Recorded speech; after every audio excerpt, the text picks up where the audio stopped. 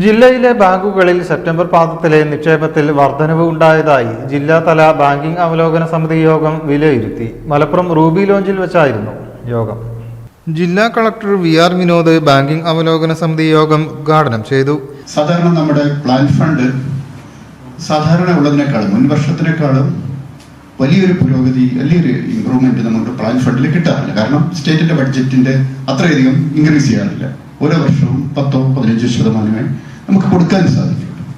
അതേസമയം ജില്ലയുടെ വികസനത്തിൽ താല്പര്യമുള്ള ഒരു ഡിസ്ട്രിക്ട് ഓഫീസർമാരെ സംബന്ധിച്ച് അവർക്ക് നടപ്പിലാക്കാൻ പറ്റുന്ന പല കാര്യങ്ങളും, ജില്ലയുടെ വികസനത്തിന് വേണ്ടി വരുന്ന പല കാര്യങ്ങളും ഒരുപക്ഷെ നമ്മൾ പ്ലാനിൽ ഉൾപ്പെടുത്തിയാലും സ്റ്റേറ്റ് ലെവലിൽ കൺസിഡർ ചെയ്യുമ്പോൾ കുറേയൊക്കെ ഒഴിവാക്കപ്പെടുന്നുണ്ട്.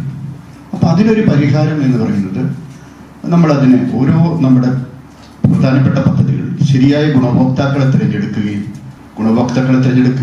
അവരുടെ പ്രോജക്റ്റ് പ്രിപ്പറേഷനും അവരുടെ പ്രോജക്റ്റ് എങ്ങനെ മുമ്പോട്ട് കൊണ്ടുപോകുന്നു എന്നുള്ളതിനും ഒക്കെ അതാത് ഡിപ്പാർട്ട്മെന്റുകൾക്ക് വളരെ പ്രധാനപ്പെട്ട കാര്യം. ജില്ലയിലെ ബാങ്കുകളിൽ സെപ്റ്റംബർ പാദത്തിൽ 46,607.02 കോടിയുടെ നിക്ഷേപം ഉണ്ടായതായി യോഗം വിലയിരുത്തി. കഴിഞ്ഞ പാദമായ ജൂണിൽ ഇത് 45,254.60 കോടിയായിരുന്നു.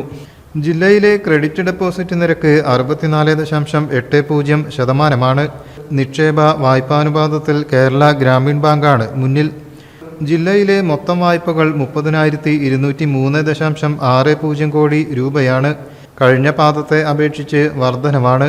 ഉപഭോക്താക്കളുടെ പ്രശ്നങ്ങൾ മനസ്സിലാക്കി അവരുടെ ജീവിതം മെച്ചപ്പെടുത്തുന്ന പദ്ധതികൾക്ക് തുടക്കം കുറിക്കണമെന്ന് ജില്ലാ കളക്ടർ പറഞ്ഞു.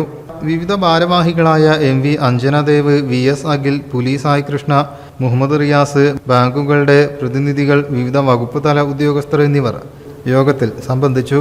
News bureau, Malappuram.